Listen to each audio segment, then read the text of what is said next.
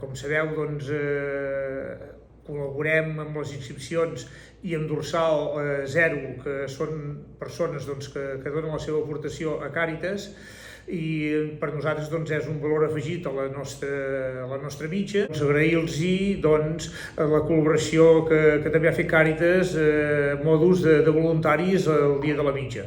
Estem molt contents, hem pogut recollir una quantitat important de diners i esperem doncs, poder continuar la col·laboració amb vosaltres per molts anys més. Recordem que Càritas donem suport a les persones més necessitades de la societat.